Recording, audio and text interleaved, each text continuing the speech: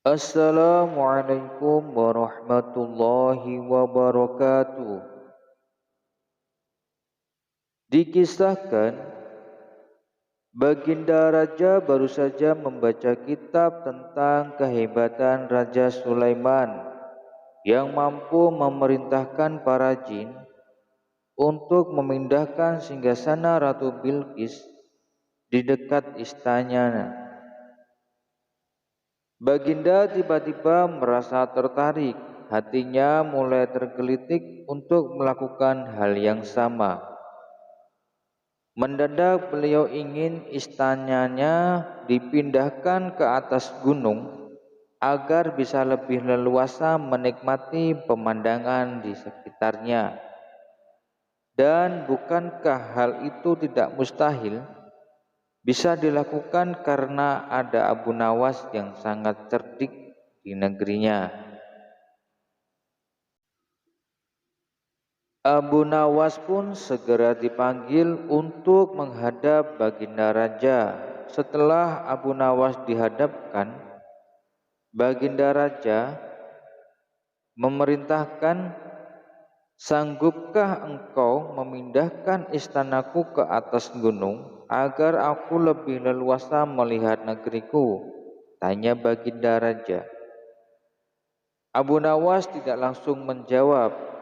Ia berpikir-pikir sejenak hingga keningnya berkerut, karena tidak mungkin menolak perintah Baginda kecuali kalau memang ingin dihukum.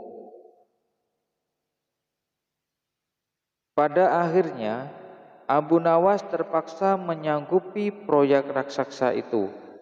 Ada satu lagi permintaan dari Baginda Raja. Pekerjaan itu harus selesai hanya dalam waktu sebulan. Kemudian Abu Nawas pulang dengan hati yang penuh keraguan. Pada setiap malam, ia hanya berteman dengan rembulan dan bintang-bintang. Hari demi hari dilewati dengan penuh kegundahan. Tak ada hari yang lebih berat dalam hidup Abu Nawas kecuali hari-hari ini. Tetapi pada hari ke-9, ia tidak lagi merasa gundah gulana.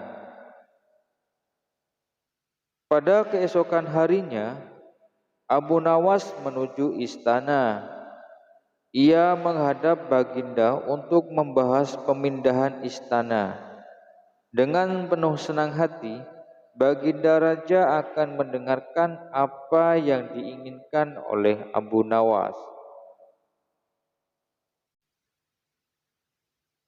"Ampun tuanku, hamba datang ke sini hanya untuk mengajukan usul untuk memperlancar pekerjaan hamba nanti," kata Abu Nawas. "Apa usulmu itu?" "Hamba akan memindahkan istana Paduka yang mulia tepat pada hari raya Idul Kurban yang kebetulan hanya kurang 20 hari lagi." "Kalau hanya usulmu itu, baiklah," kata Baginda. "Satu lagi, Baginda," kata Abu Nawas. "Apalagi?" tanya Baginda Raja. "Hamba mohon Baginda menyembelih 10 ekor sapi yang gemuk untuk dibagikan langsung kepada para fakir miskin," kata Abu Nawas. "Usulmu ku terima," kata Baginda Raja, yang telah menyetujui. Abu Nawas pulang dengan perasaan sangat gembira. Kini tidak ada lagi yang perlu dikhawatirkan. Toh nanti bila waktunya sudah tiba, ia pasti akan dengan mudah memindahkan istana Baginda Raja. Jangankan hanya memindahkan ke puncak gunung, ke dasar samudera pun Abu Nawas sanggup. Desas-desus mulai tersebar ke seluruh pelosok negeri. Hampir semua orang harap-harap cemas. Akan tetapi, sebagian besar rakyat merasa yakin atas kemampuan Abu Nawas. karena selama ini Abu Nawas belum pernah merasa gagal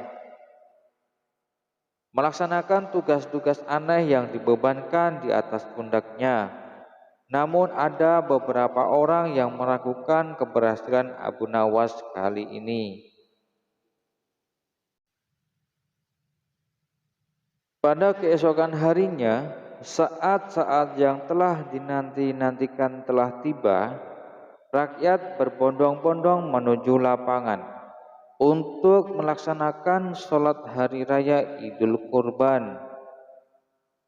Dan seusai sholat, 10 sapi sumbangan baginda raja mulai disembelih, lalu dimasak kemudian segera dibagikan kepada fakir miskin. Kini giliran Abu Nawas yang harus melaksanakan tugas berat itu.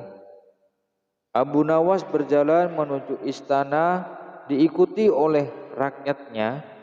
Sesampai di depan istana, Abu Nawas bertanya kepada baginda raja,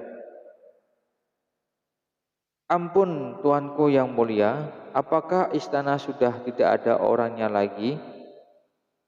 "Tidak ada," jawab baginda raja. Kemudian Abu Nawas berjalan beberapa langkah mendekati istana. Ia berdiri sambil memandangi istana. Abu Nawas berdiri mematung seolah-olah ada yang ditunggu. Benar, baginda raja akhirnya tidak sabar. "Abu Nawas, mengapa engkau belum juga mengangkat istanaku?" tanya baginda raja. "Hamba sudah siap sejak tadi, baginda raja," kata Abu Nawas. "Apa maksudmu engkau sudah siap sejak tadi? Kalau engkau sudah siap, lalu apa yang engkau tunggu?" tanya baginda raja. "Hamba menunggu istana Paduka yang mulia diangkat oleh seluruh rakyat yang hadir untuk diletakkan di atas pundak hamba.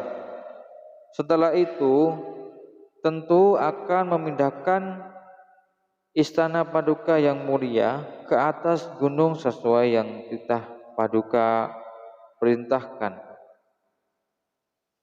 Baginda raja pun terpana. Beliau tidak menyangka Abu Nawas masih bisa keluar dari lubang jarum.